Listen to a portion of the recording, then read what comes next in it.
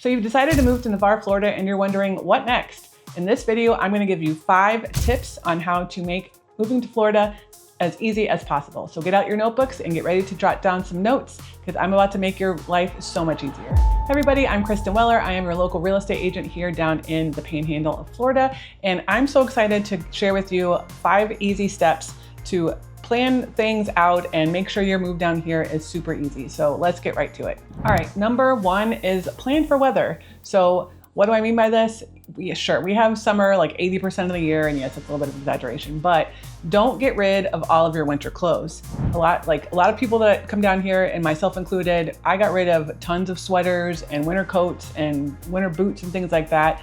For one, your first season down here, it's a little bit of an adjustment. So while we don't have like a full-blown Midwest winter, we do get cold in December, January, and February.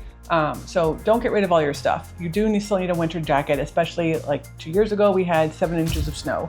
So we do experience every now and then a little bit of winter weather. But like I said, we do get cold. So keep some sweatshirts, keep some sweaters, things like that. Plus, if you have kids, you know, the schools keep things a little bit colder so that germs don't spread. And my kids pretty much are in long sleeves and long pants all summer, all school year long. So make sure you keep some of those things.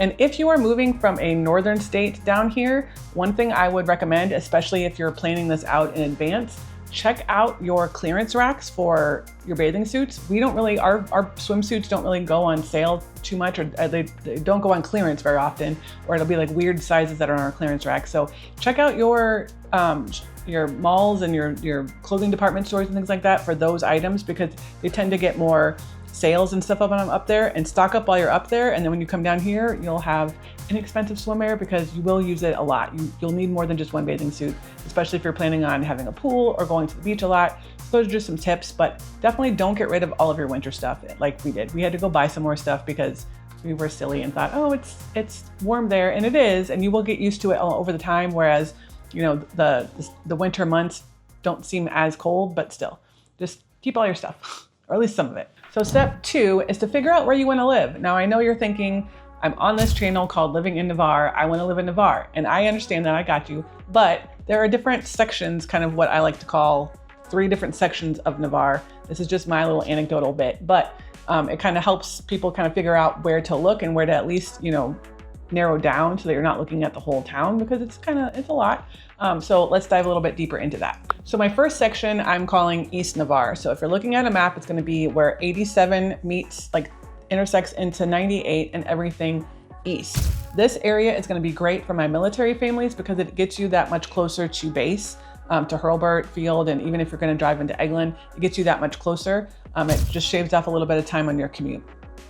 The houses there are going to be a little bit more like dollar for dollar and, you know, like for like on the higher end, but it's because we've got more people trying to get into that area and still live in Navarre, but have a shorter time in their commute. So just things to think about, but you might want to, you know, look into that area if you are military. So middle Navarre, now again, I made this up. It's just what I call it.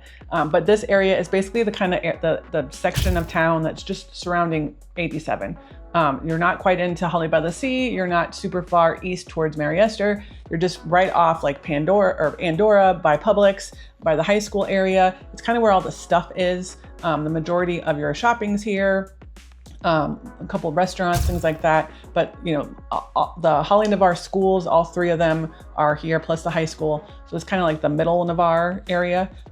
So this is good if you've got if you're a mill-to-mill family and you've got someone at NAS Pensacola and somebody at Eglin or Hurlburt. This is kind of like the middle ground for you. If you like to go up north a lot, this is great because you're just going to be able to jump on 87 that much faster. And you're kind of a little bit closer to the beach as well. So it's just kind of a happy medium for everybody. There's not as many HOAs in this area. So you've got a lot of options here, but that's something else to think about is middle Navarre. And then finally we have West Navarre. So the bigger area of this is the Holly by the Sea HOA community. It takes up most of that area. Now, this area is going to be better for you if you like to be closer to shopping. So you're going to be that much closer to Pensacola. Again, if you're a split household and you've got NAS Pensacola and Hurlburt or Eglin, it's going to get you that much closer to the Pensacola side. So it's kind of, you know, middle ground there. But basically the area there is, if you like to be around more shopping and closer to that, that might be a better option for you. Now, if you're, stationed at Eglin, this is going to be the farthest one for you. So just kind of things to think about. Okay, so step number 3 is to figure out schools. Obviously, this one only applies for people with kiddos or people that are planning on having children. But our school system here is a little bit different than at least I've experienced in other areas. So we actually have a couple different school systems, if you will. So our primary school is kindergarten, 1st and 2nd. Our intermediate school is 3rd, 4th, and 5th.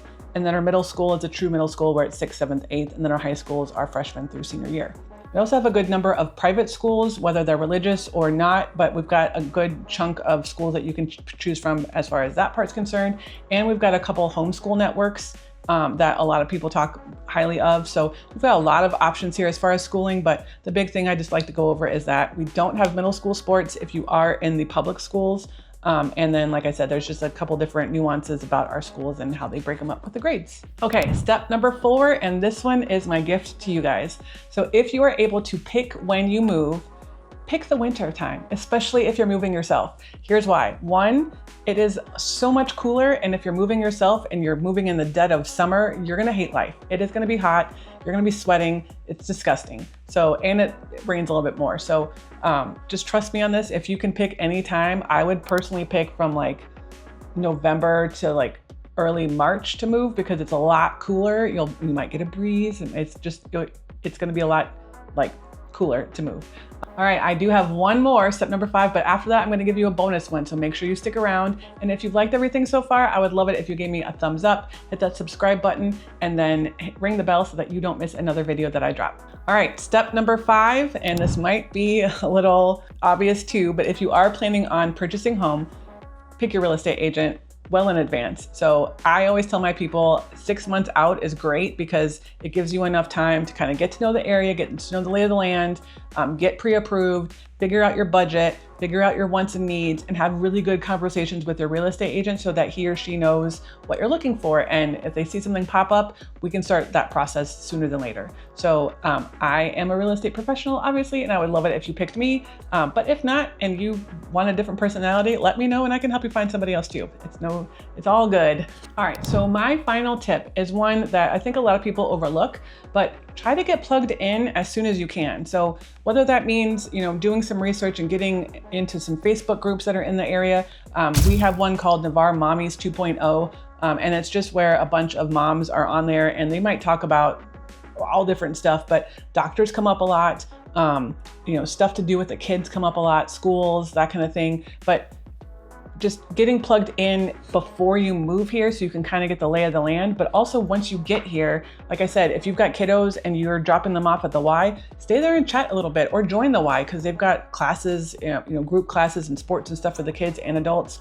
But try to get plugged in, or find a church and join some of the groups so you can get to kind of know some more people faster, so that you feel like you're a part of the community a little bit quicker. Start plugging yourself into the community so that, one, you can make some friends and really feel connected and tied into Navarre, but also because it makes you feel a little bit better and feels, like you're not alone in the process, and that you're not that new person anymore. You do have friends here. So thanks for watching, guys, and I hope you learned something along the way. And just remember that I help my clients from the beginning of the process to the end, making it as stress-free as possible, and hopefully we have some fun along the way. See you on the next video.